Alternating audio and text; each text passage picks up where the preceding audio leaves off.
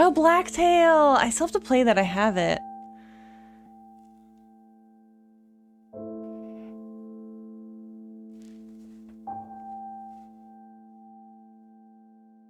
Yeah, I need to start Blacktail. It looks so fun. So fun.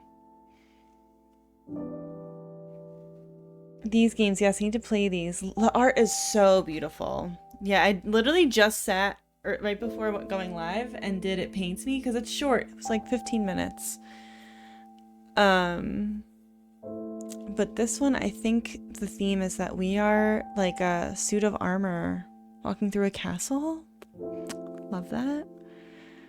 Click on objects, interact with them, or mouse over and press enter. We do love our point and clicks. Has your journey been long? Click on highlighted words. Ooh.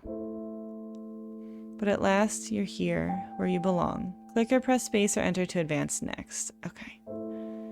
It's good to see you again. Hello? Spooky Tookie. Okay, I'm glad it's working. Is your name Frodo? Because I'm begging. Hey, Roby, welcome in. Oh, God. How are you doing?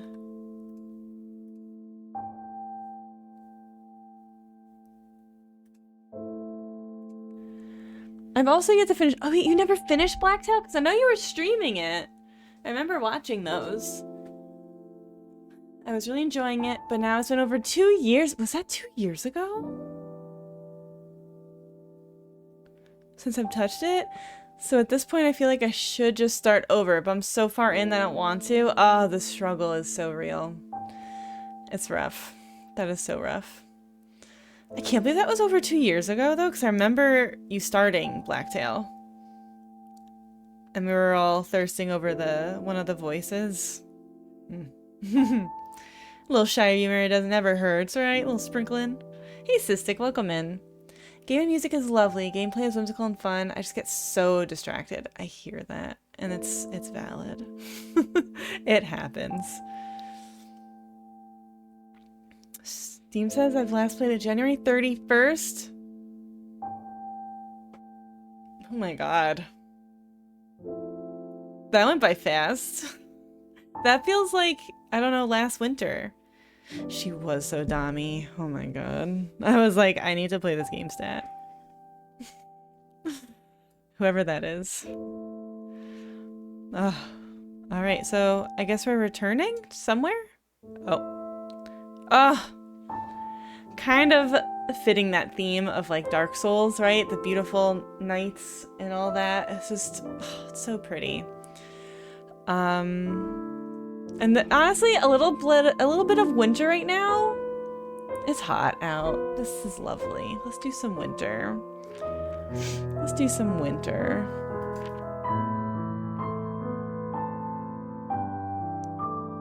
Lost Soul.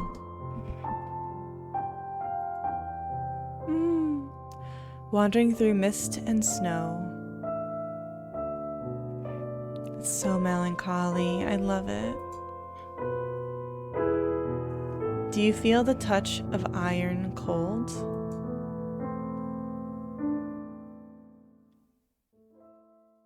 Is this us? Are we hollow?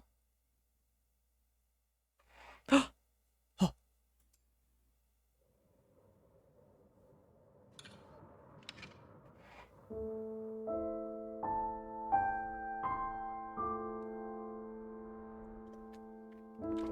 Before you awoke, there was nothing. No warmth or light, no touch nor taste, no sound nor sight. No dreams, no fears, no memories. Only a dark as vast and boundless as the sunless sea. You were one soul adrift among the dead that came before you. A droplet in an ocean. But now, you're unsure where you come to consciousness, when you come to consciousness, when the pieces of yourself coalesce and form you again. The piano's so good, right? When darkness became dimness, when silence became the barest rustle of sound. Wind. You're here again in the world of the living, as if you never left. As if, when you closed your eyes for the final time, you were only dreaming. You try to recall what a dream is, what it means to wake from sleep. When you were alive, and sleep was a different being altogether from death. Feel. Moments pass. You remain still for some time, letting the sensations of the world around you flood your consciousness, grounding yourself in the flow of time itself. Time. You once felt its passage with painful clarity. The world of the living is a finite and fragile one, fleeting as frost beneath the morning sun. How's the volume, by the way? Is it okay, guys? Is it too loud? But now you have the luxury of waiting. Something falls gently around you. Is it snow? I would love some snow right now.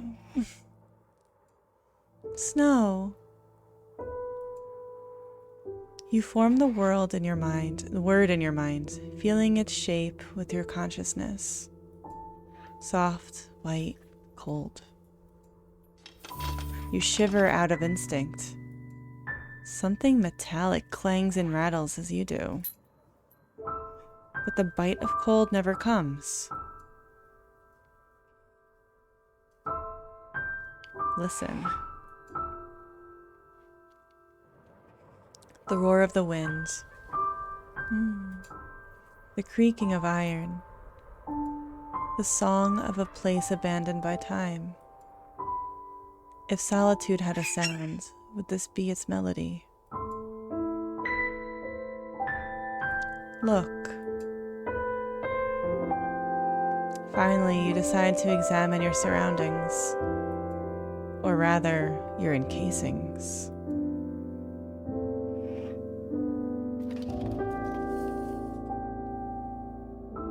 It's a good hand. I'm glad it sounds good. Thanks, guys.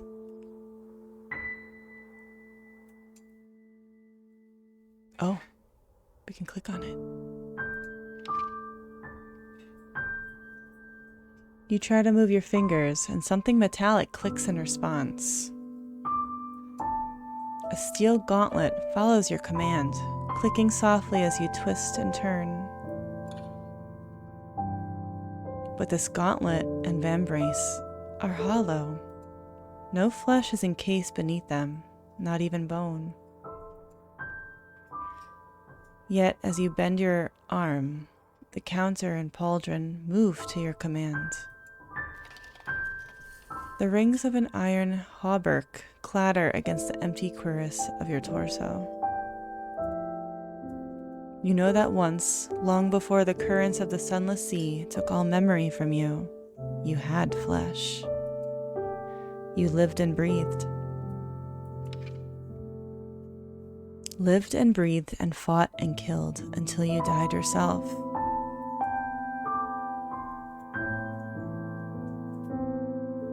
Seems sus.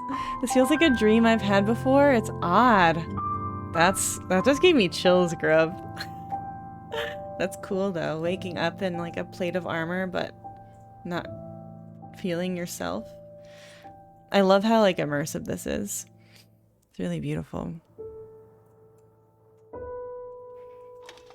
Gingerly, you reach for your visor and crack it open, then closed, until your vision settles into focus.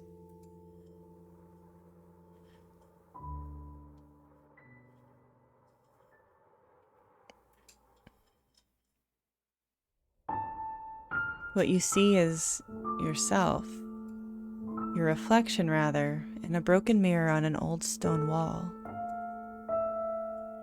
An empty helm stares back at you. It's so eerie. As you shift and turn, your cuirass and pauldron shift along you, clanging in the dimness. Lost soul. Ooh. Did this armor belong to me, or was I a knight? I'm gonna go with this one. You concentrate, searching for any traces of the past that linger on your soul. You find nothing but flashes of sensation, flickers of emotion. You clench your gauntlets as you feel them wash over you. Fear, rage, regret. The hilt of a sword in your grip. A war cry on your lips. Hunger, cold. You have killed and you have commanded others to kill. Violence is no stranger to you. Neither is the feeling of cold steel surrounding you.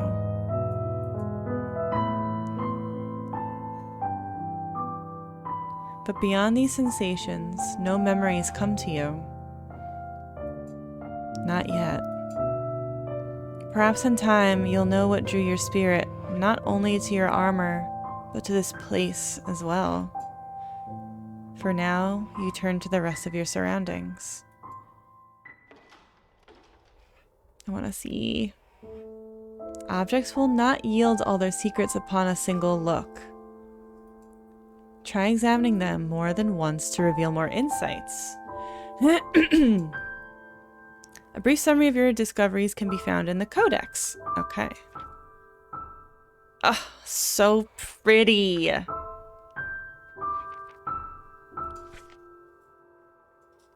Just gonna save just in case I have any issues.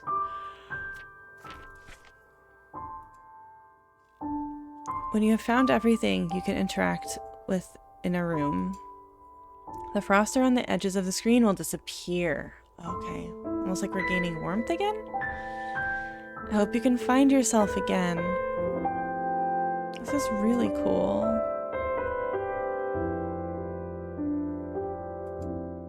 You take another look in the mirror, trying to make out more details on your armor.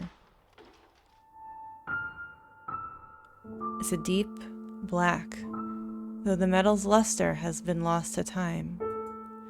Delicate engravings cover its plates, spiraling leaves and gilt florals trace its surface like ivy on a wall. The crest carved onto the center of the cuirass resembles a bird. A crow or a raven, you think.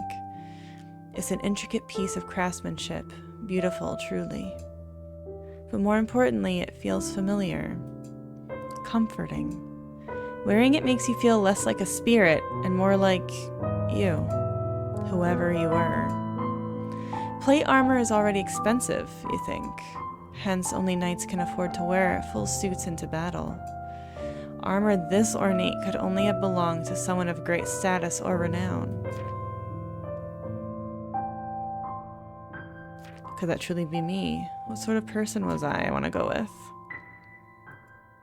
And why wasn't I laid to rest? Everyone from the loftiest king to the lowliest prisoner must be granted final rights. Whether a grand pyre to burn away mortal regrets, or a single candle crudely carved with a name. 1,000 lights, or a single flickering flame. Every soul deserves something to guide him across the sunless sea. Either I receive not even the barest courtesy at my death, or the burden on my soul weighed so greatly no flame could hope to lift it. But I remember nothing of who I was. How am I supposed to free myself? Let's see what's in the book. You pick up the book and try to read its faded words, though your hollow gauntlets struggle to turn the pages. It appears to be an epic, romantic novel about a knight. Knightess, rather. Well, I suppose anything is possible in fiction. The pages are filled with lengthy paragraphs of purplish prose that spend too long describing the main character's musings, the scenery, and the main character's musing about the scenery. You feel safe in assuming this hefty volume did not belong to you.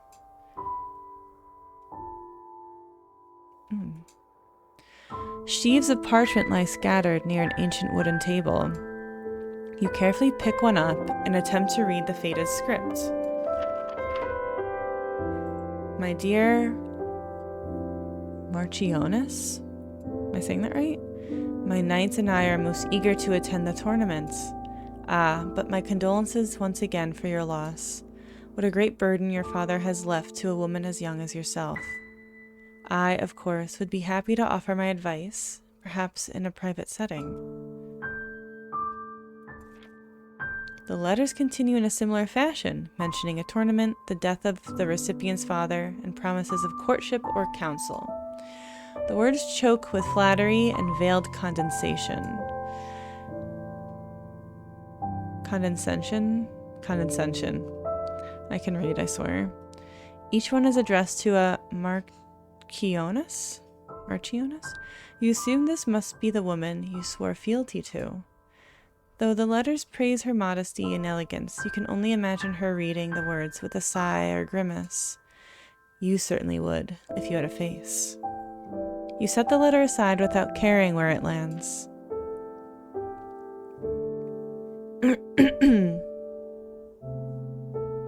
Chandelier. You've awoken in a long deserted room. If you can ignore the overturned furniture, broken glass, and fallen chandelier, you think it would have been a comfortable place. It's spacious, with a thick rug, wide walls, a hearth for warmth, and arched windows for light. A solar or sitting room. You briefly wonder if you would have had the luxury of spending time here as a knight. A cold stone hearth with only ashes remaining. You try to recall memories of laughter seated before a roaring fire. Shared smiles, warm wine, words of comfort whispered. Hours nestled, shoulder to shoulder, huddled against the cold. Nothing. Who would I have shared tender moments with? Your mother. No, I'm sorry. A painting hangs above the earth. Flaking and aged, its ornate frame tarnished with time. Oh, so pretty. It depicts a woman of no less than 20 summers, dressed in a blue gown, her skin porcelain fair and hair fairer still. A raven, its feathers the same stark hue, perched on her arm. She is beautiful, not even time can steal this fact from the canvas. Only because she is like me, lifeless and ageless. You stare at the painted face, trying to recall the person it belonged to. If she was the mistress here, I must have served her as a knight. But her name, like yours, escapes you. The windows. Broken windows gape like an open jaw, drawing icy breaths of wind into the wide stone room. Shards of glass litter the floor like a revenant's teeth, buried under soft white mounds of snow. A winter storm gathers and grows. You'll have difficulty traversing it should you even find a way outside. Well, there's plenty more to explore here yet. Oh, so we can keep going. You're not my brother. What? Who? Was that my lady's voice? You wait, but save for the wind, the castle remains silent. If I keep searching, I should remember more. At least, you hope so.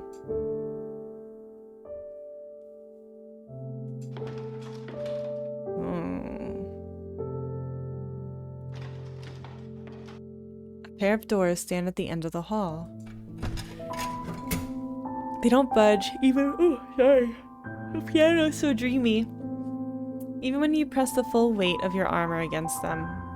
Locked.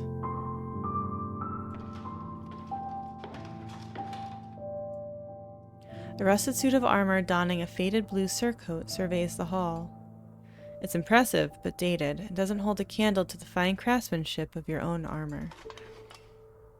Hello? You try to call out. and immediately feel foolish. You don't have a body, so naturally you have no voice either. What are the chances there's another haunted suit of armor here after all? That would be really cool. It's so ethereal. I love it. Proud banners adorn the walls. Each bears a raven with wings unfurled, similar to the one engraved on your armor. This is a symbol of the family I served. Yet you don't feel any sense of pride as you gaze upon them. Almost the opposite. Did I click on the armor?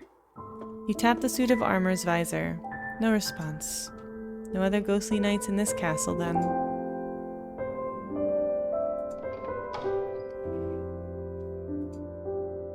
It's a storage room filled with a few empty crates and shelves. Dust coats the surface of old wood and moth-eaten fabric, thick as frost untouched by the sun. Thin, moon-white cobwebs fill every corner and crevice. Against the far wall, you see a rickety shelf laden with blankets, horseshoes, and other riding equipment. You even spy what looks like a tournament barding bearing a unicorn-shaped crest, likely the personal symbol of whatever knight this loyal steed once carried. You've seen this crest before, emblazoned on a blue standard fluttering in the field. A satchel with the same crest sits on the top shelf. Oh, open it. We're gonna open it. Luckily for you, your armor is tall enough to reach it without straining. You wonder if your suit would hold together if you were to fall. Ooh. Would you be able to put yourself together if your arms were no longer attached to you? You carefully lift the satchel, aged leather crinkling at your metallic touch. Your finger plates graze over the crest. Snow. Flower? Gingerly you open it? Snowflower? Rather than the equestrian supplies you were expecting, you find an assortment of objects. A broken necklace, torn linen, and numerous letters. Personal, sentimental belongings. A simple amber pendant with a broken clasp. It could have belonged to a man or a woman, but given the fine linen it rests on, you find the latter more likely. It twinkles in the dark like a drop of stolen light. A faded note, a scrawl of handwriting barely visible on a parchment scrap. The ink looks blotted away in places. By water or by tears, you decipher it as best as you can. I told you I don't want them back. Take them or throw them away. I don't want to talk. I don't want to see you again. Not after what you've done. Well, that certainly doesn't bode well for this recipient. A torn piece of embroidered linen. The fabric is very fine. You're afraid to hold it with your gauntlet, lest the metal catch it on the threads. It's patterned with flowers, leaves, and vines, motifs common enough in clothing, but rarely on fabric this delicate. Oh, I know what this is. It's a wedding veil, or at least the remnants of one. All that's left of the sorry thing is a scrap of fabric burnt and stained at one end. Stitches are uneven and filled with gaps, too tight in some places and too loose in others. The bride who made this was not a skilled seamstress, to put it charitably. With needlework like this, it's a wonder she married at all. Rude. Was I ever in love?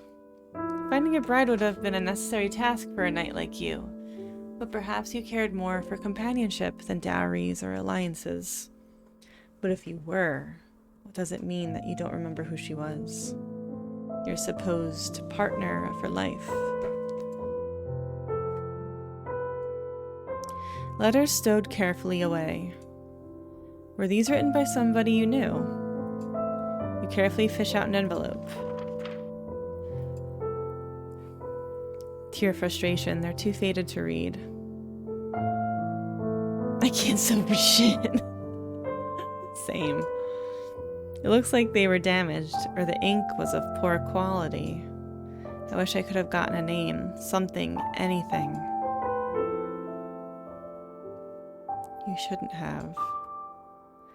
Think of it as an early wedding gift. Come on, try it on. I'm a lousy partner if I can't spoil you from time to time, aren't I? That's not true. You're all I could ask for. You deserve it. You deserve so much. Spring. Bright sunlight spills over a bustling town square. The market blooms with colors. Pennants fluttering in the air like butterflies, stalls strung with dried flowers, people filling the streets, tunic and skirts of woad and weld blossoming among the cobblestone. You keep your long hair covered despite the warm day. Silver strands stand out like a blot of ink on a fresh page. But she stands out anyway. Her loose waves flow down her back, burning red in the sunlight. Uncouth, you knew, for a woman at her age, but she never cared what others thought of her. You admired that. You were always a little envious of it. Gingerly, she touches the drop of gold around her neck as if it were the most precious thing in the world. But she stares upward as if the real treasure is held in her eyes. This is gonna be sad, right? This music, art, and atmosphere hit me in a really odd way, and I don't know why. Loving it, though. I'm glad, Grub. I'm glad. Yeah, it is really beautiful.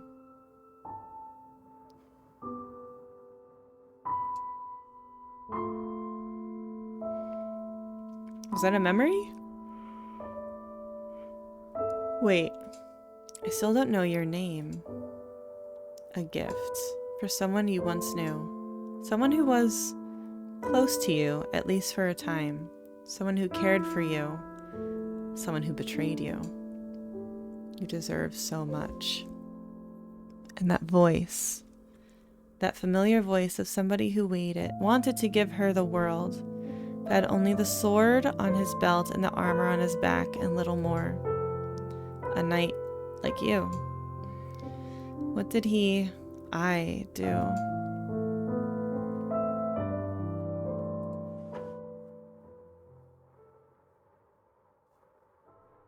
What's this? Wooden rack for holding weapons. A pair of training staves lean against it forlornly. You sweep your gaze over the room. Not a single sword or spear lies in sight.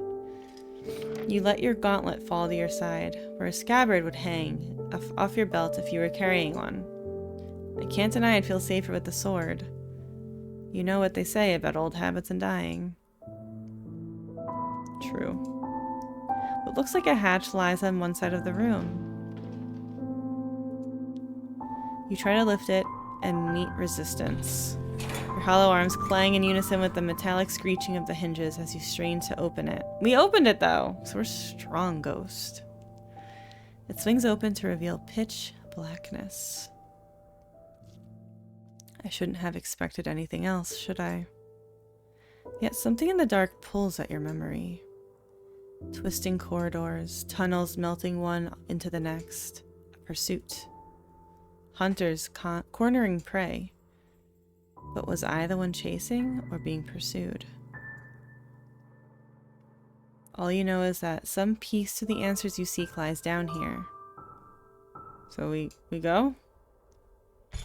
Curiosity swallows sense as you descend into the darkness. Your sabatons clang on the steps, echoing into lightless, soulless, unending, dark. Dark. Blacker than the sunless sea.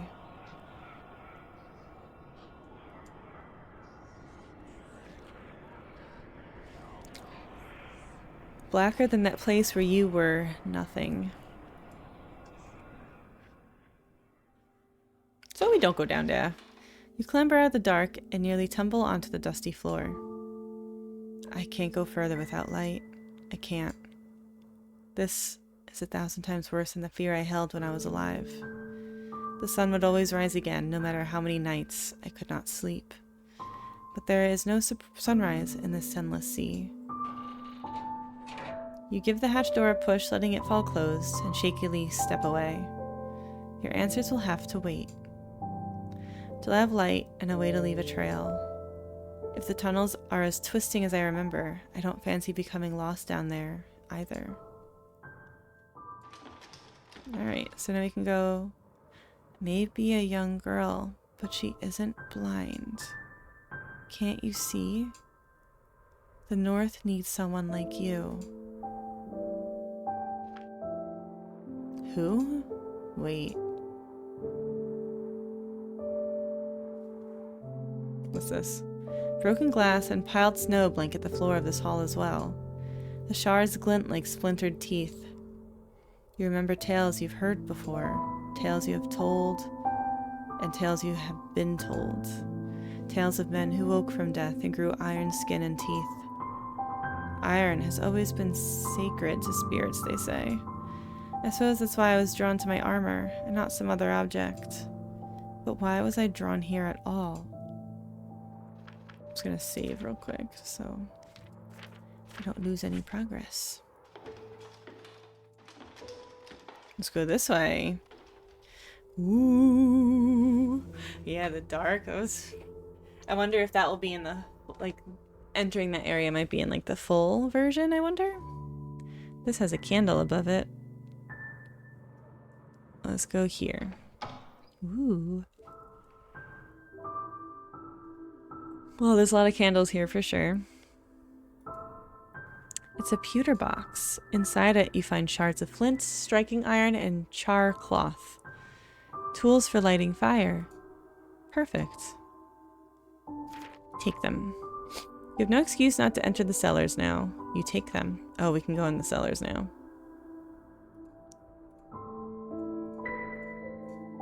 Oh, okay. We got that. An ornate candlestick sits on the altar. The candles resting in it are carved almost as beautifully as the spiraling black iron itself.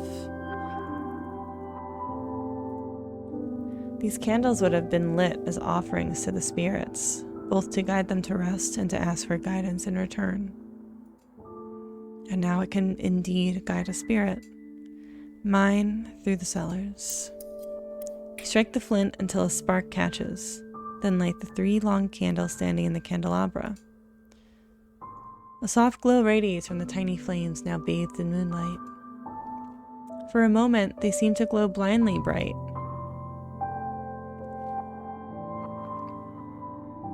Promise me you'll take care of your sister. Promise me you'll never fight, that you'll love each other. Oh, is that our sister in the portrait? Spare our daughter, please. I beg of you, she's done no wrong.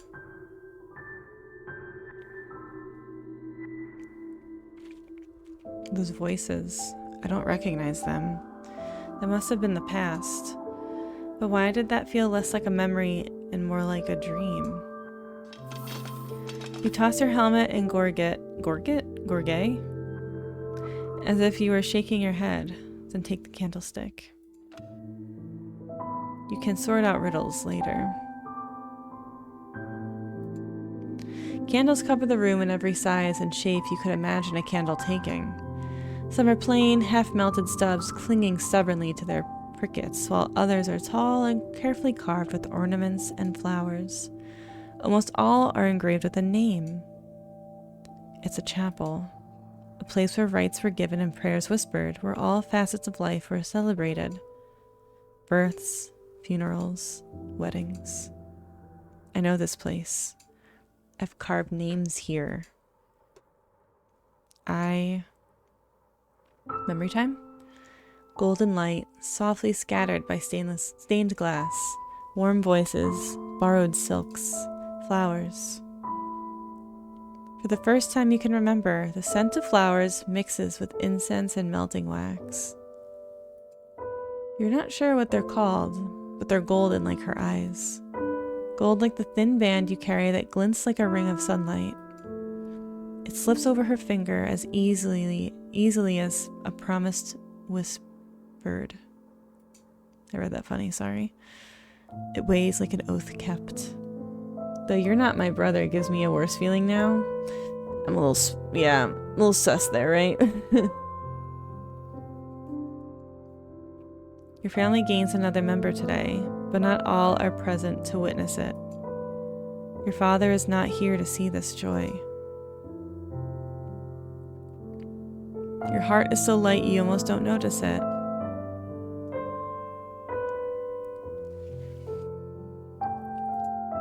The warmth is gone, leaving your hollow plates colder than before. As a tender memory ebbs away, a trace of bitterness takes its place. A woman in a veil. My... question mark. Moonlight filters softly through a stained glass window. You recognize a scene depicted in colored glass. A scene from the Tales of the Mist. It's the hero Tristram, lantern and sword in hand, preparing to slay the revenant that terrorized his people. But the story isn't a happy one. It's a tale of sacrifice and folly. Tristram. Why is that name familiar? Well, the tale was a popular one, and the name was common enough when I was alive. But you can't help but feel there's more to it than that.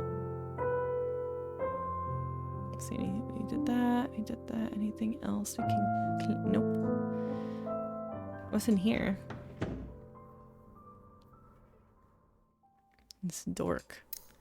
You carefully take your candlestick and bring it to the tall candelabra, setting each wick alight with flame. That's better. Oh. Uh-oh.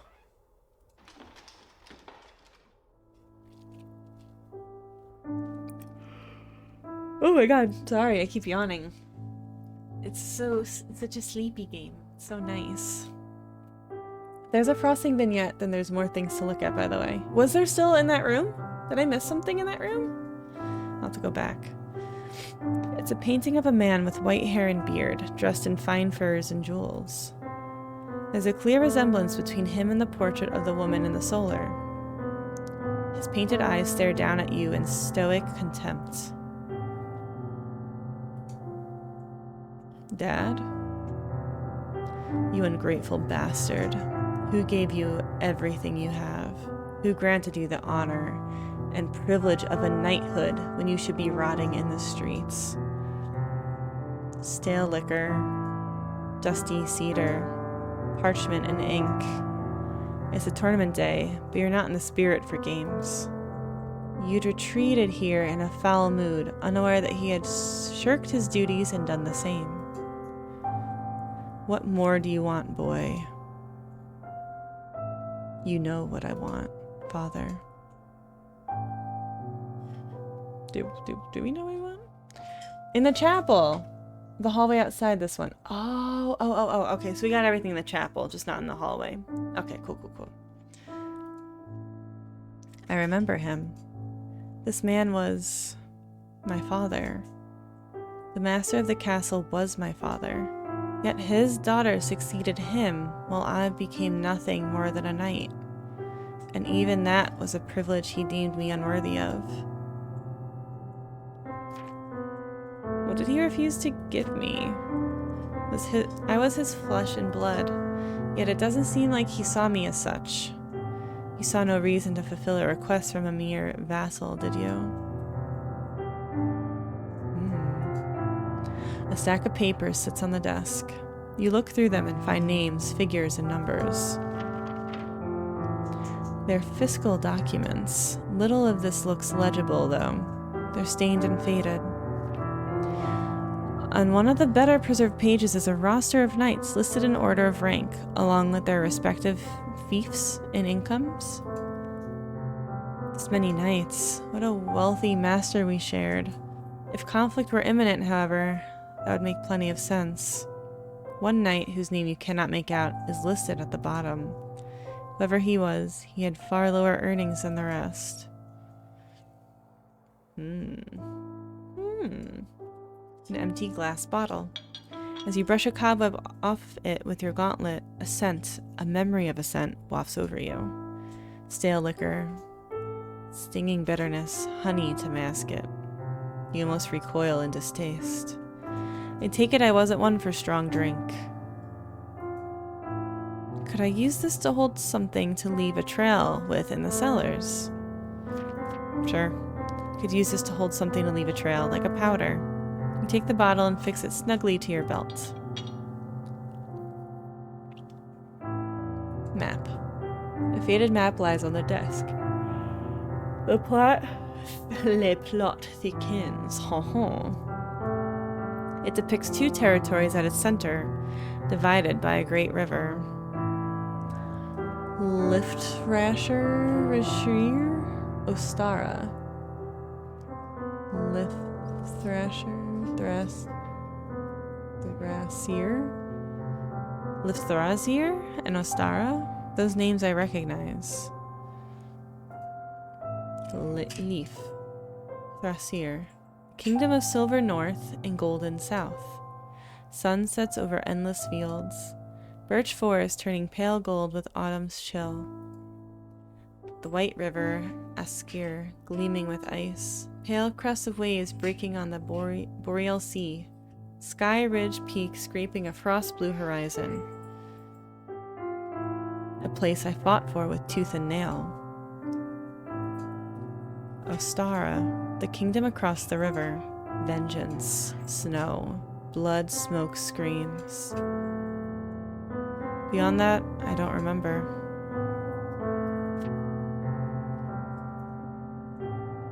Behind the map, you find a note. My lady, you made the right decision. The lion's den is too dangerous for a young girl like you. You can rely on me to handle the peace talks. I'm glad you understand why sending Sir Tristan would be imprudent. A bastard has no place rubbing shoulders with the lords, no matter how decorated. We were a bastard child. I wonder if this is kind of making reference to Game of Thrones? With all the snow? As children of the north, their last names, if they were bastard born, were Snow. And was covering the castle, which is interesting that we're possibly there and not maybe where home was? Perhaps? I might be too far into it. I'm sure I need not remind you what they call him. The Prince Slayer's presence could only give the wrong impression at a peace summit. Prince Slayer. Nor do the blood-hungry hounds who side with Heimdall need further encouragement. Please don't worry yourself. Ever your loyal commander, Sir Dick. Hey, Raven! Not Raven. Frank playing the Raven. How are you doing, Frank? Welcome in. Prince Slayer. A mere knight dares spill royal blood. Small wonder that Sir Tristan would be shunned, even for a veteran. It seems he was no champion of peace, but had he some reason for bloodying his hands? Tristan. You turn the name over in your mind, repeating its rhythm. Tristan. 2 syllables. A backwards heartbeat. Its cadence is familiar, engraved in your memory like the etchings on your armor. He was a bastard, like you. He was an outcast, like you.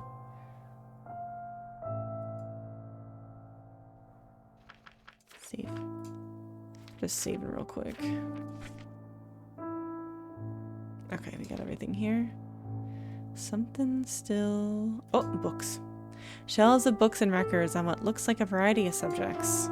You walk over and examine the spines until you spot one that bears the same emblem on your armor. A raven with wings extended like a leaf. Ancestry of the House of Winter. That must be the family name of the Marchianas?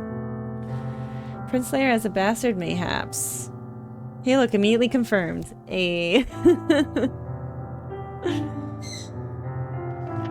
Navigating the pages isn't easy with metal fingers, but you manage, flipping through decades, if not centuries, of names, dates, and facts until you land on the most recent entry. Year 228, on the 2nd day of the 2nd month, a daughter is born to Marquis Siegmund and Lady Vivian, and given the name Sieglind. 5 days later, Lady Vivian perishes. Year 246, on the 7th day of the 2nd month, Lord Siegmund perishes after many months of illness. Lady Sieglind is named his successor and bestowed the title of Marchianus.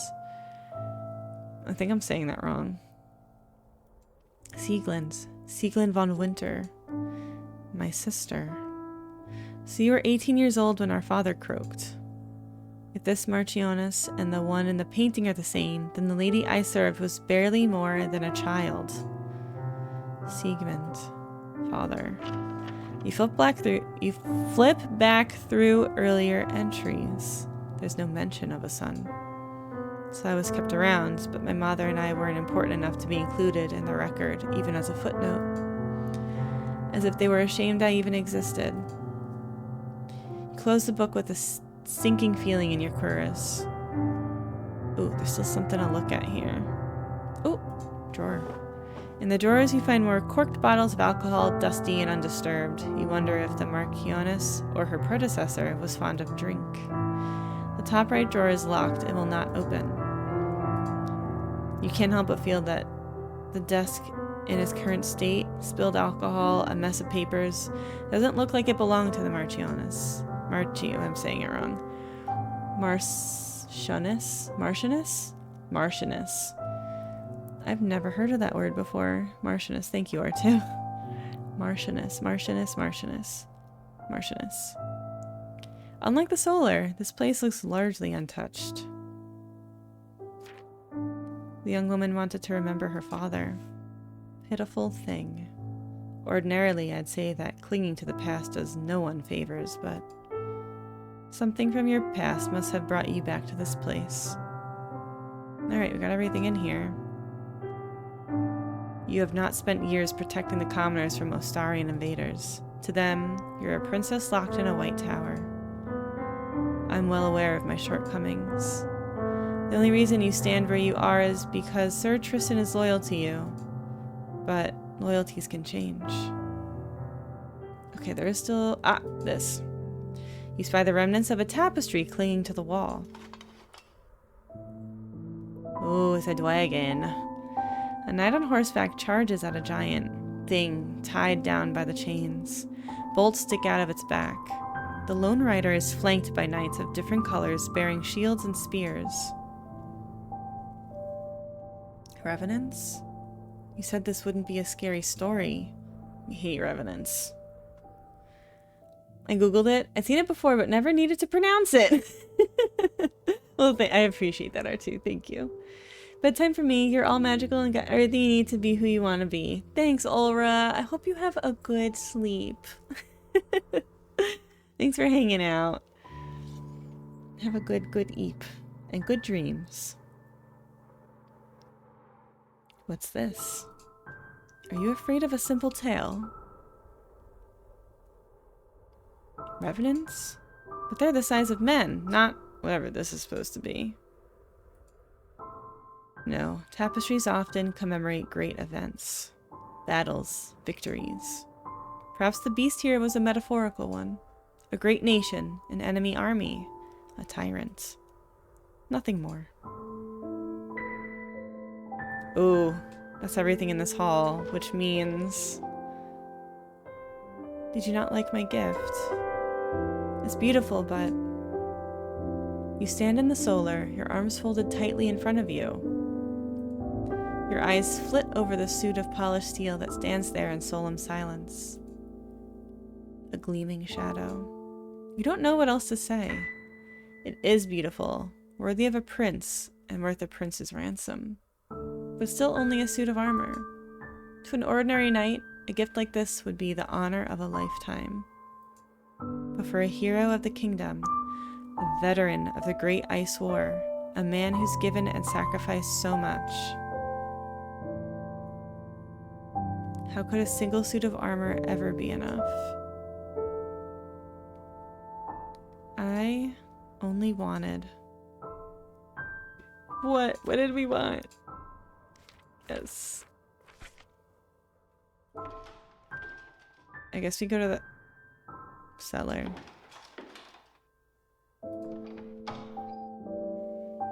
He only wanted her. Her being the lady with the pretty red hair?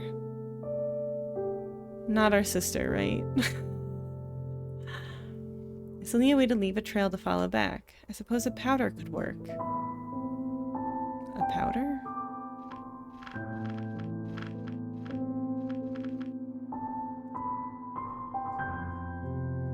powder.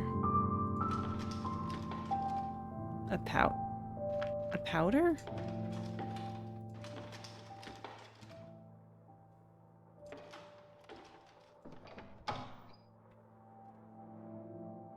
A powder? In here? Perhaps it's used in lighting fires, one of them? No. Powder.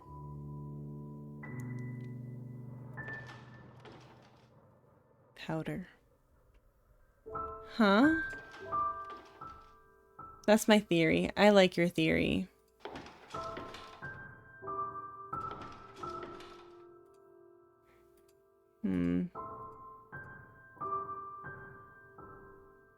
Try to leave your armor. Wait, I accidentally skipped through that. I thought it was going to be the same dialogue we had before. Fuck. Let's try to leave our armor. You're not sure how to leave your armor. However, after a few moments of deliberation, you decide to simply press your gauntlet to the door and will yourself to float. What?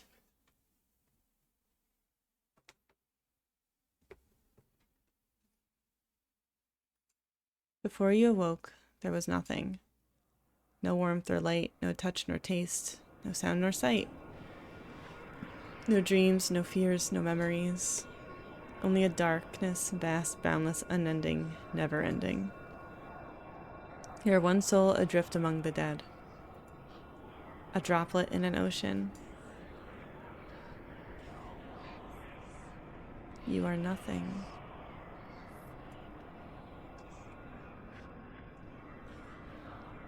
You are nothing.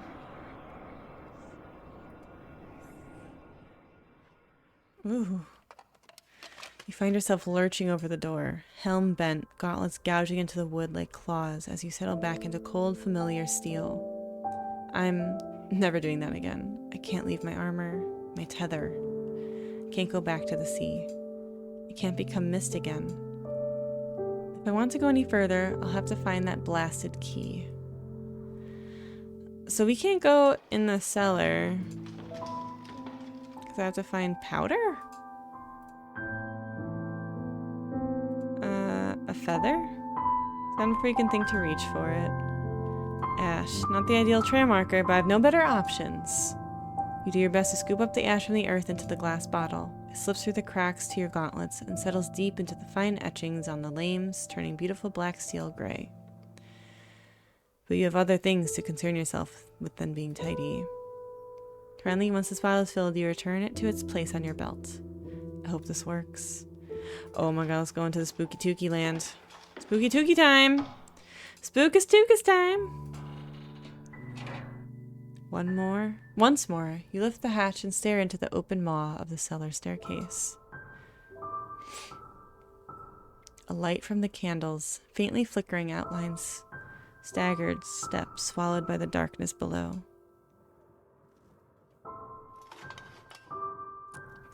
I want to take a nap. This is so cozy. I want to have a creepy nightmare around this game. You stare into the blackness, one gauntlet gripped on your candlestick, the other reaffirming that the bottle on your belt sits snug. It's now or never. And so you descend. Step by step.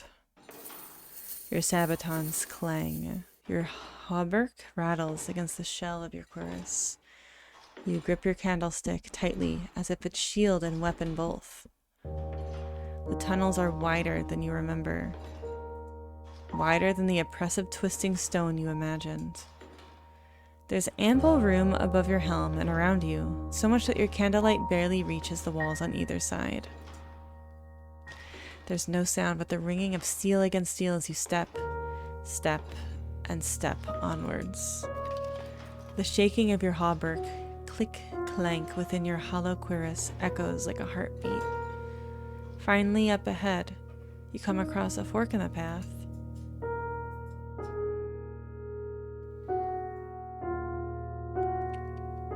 Ooh, I'm gonna save right here. Holy. Okay. I'm gonna search my memories, see if we remember anything. What path did you take so many years ago? You were following the lantern light of somebody. Somebody you held on to tightly, or were they holding on to you? Right. Let's go right. You leave a small pile of ash to mark the turn, then continue into the dark. It's strange how familiar this feels. Not this place, but this darkness. How crushing it is. How alone. Somewhere once, I was freezing. I was hurt. I was trying to build a fire, but my fingers were numb. With every shake of your metal heartbeat, you give silent thanks that you no longer feel the cold. The path continues on and on, stone after stone.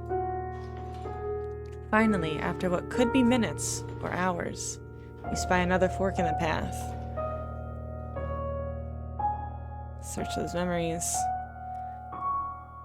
Hand over the girl. What? What did you do to father? Answer me. You can hate me all you wish. A young girl cries. A knight's resolve? Voices, one of them yours. Left. Hey, Aoife. Welcome in. You make another mark with the ash, then continue down your path. Voices whisper at the edges of your mind, a tangle of threads, faded, frayed. You can't make out the words, can't reach through the torn veil of your memories. Half of you wants to scream with the lungs you don't have. The other half wants to turn back and run. Steady. Being down here makes me feel this way. I must be getting closer. You can do nothing but continue. So continue you do. This music's getting intense. As you walk, the candles you carry seem to flicker, then burn brighter than before. You grip the candlestick tightly and continue on at a cautious pace. Step after step. Finally, up ahead, another turn comes into view. Another fork. Let's search our memories again. This time, there's nothing at all. No. Wait. Sister? You're not my brother. My brother is a hero. He would never hurt me or betray me like this. What? I'm not a hero.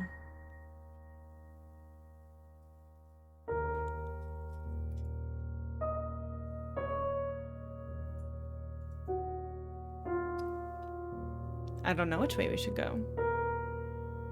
Let's go right. We went left last time. You leave more ash to mark your trail, then continue through the tunnels, hoping you picked correctly.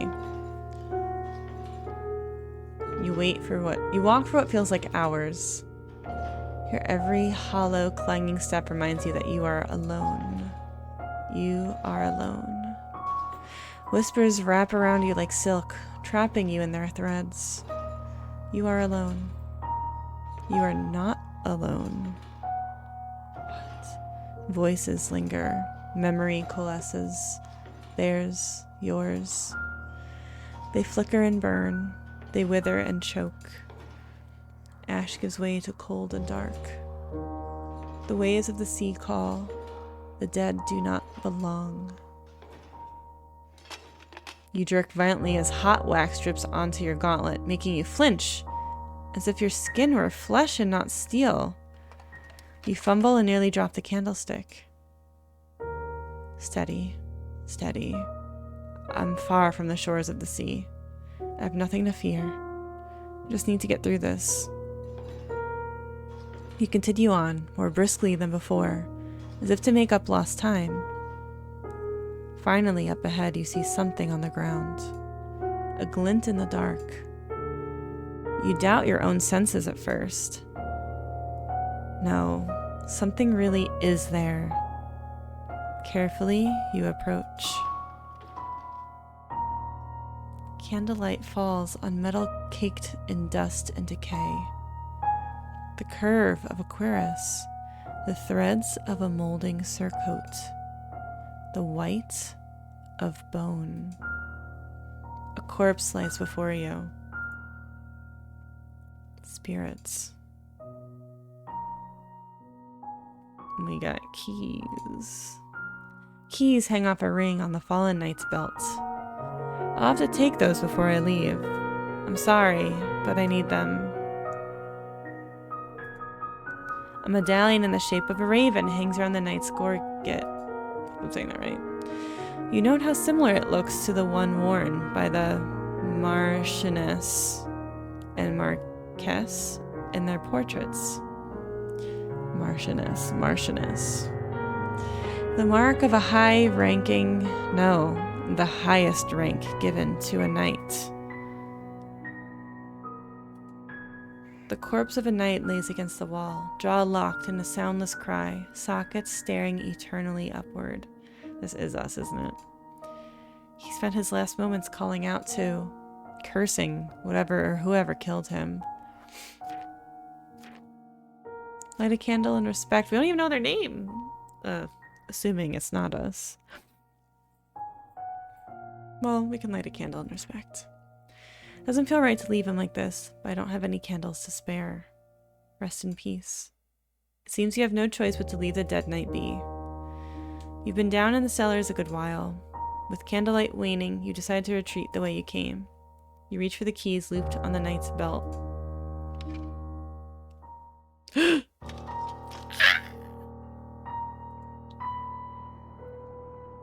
That armor. You dare show yourself again, traitor. Oh. What? In another time and place. Castle Winter, Leaf, year 308, winter.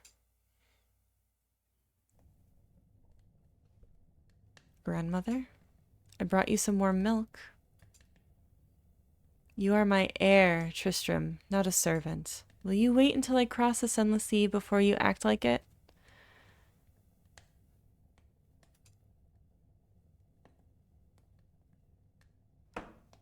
The young man wordlessly sets down the steaming cup and retreats from the room. You almost feel a pang of remorse as you hear the door close behind him with a quiet thud.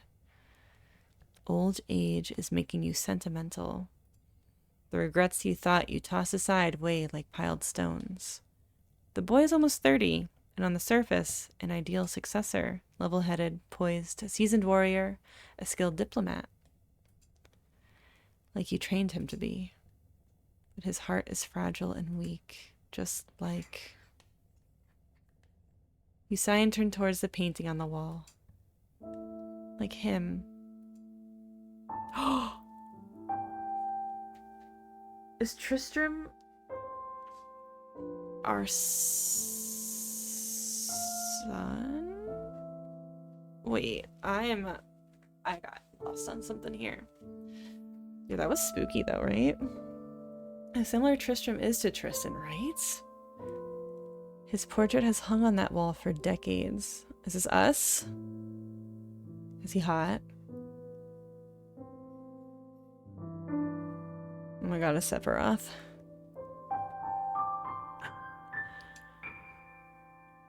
It was painted from your memories and descriptions. It's painted from your memories and descriptions. The artist spared no detail, but captured his likeness with a melancholy so true to life it stung you. Was this us before? I feel like we're in a different body now. Far from the heroic figure you wanted him remembered as. You dismantled that artist from your court in disgrace and hung the portrait in the privacy of your chambers. Dismissed that artist, not dismantled, jeez. Safe from the eyes of the world. And so he has kept watch over you, decade after decade, reminding you of your failures. Was this our mother? Is this our mother? And she was just talking to our brother? You find yourself speaking to the dead more than the living these days. You dream of the things you'll ask him, explain to him, beg of him, demand from him. Until we meet again, beyond the sunless sea, dear brother.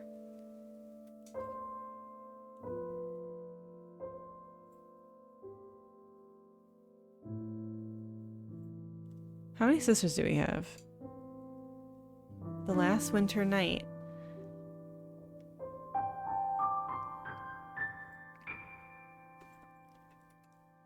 End of demo. I want to save it. Ah! I really liked that. I'm still having trouble. This is when, see, like Elden Ring, I need to like write down all my notes or I'm gonna lose track of who's what. That was really neat, right? This art is so beautiful.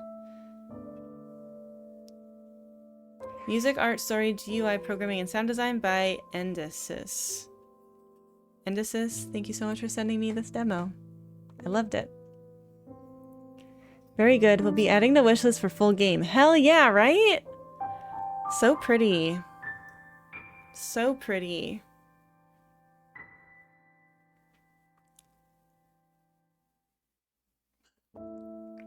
And I wonder what would have happened or what more details we would have gotten if I selected different prompts.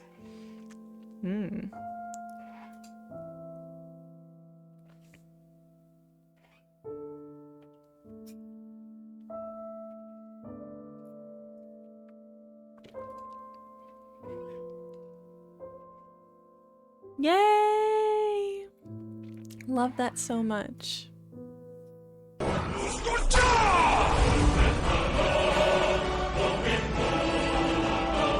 It just startled the hell out of me. Olive, thank you so much for the 19 months. Oh my god. Welcome in. How are you? What a vibe change, right? So this is us. That's what we just learned, right? Is that what we all came to the conclusion of?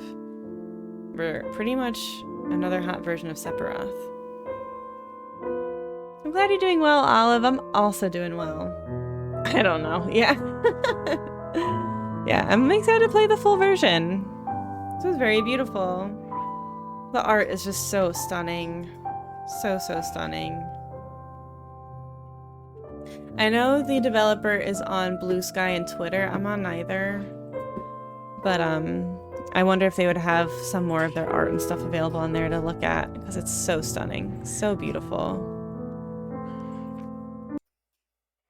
Like, damn. I had a theory, but I feel like I kept getting conflicting info. Yeah. Well,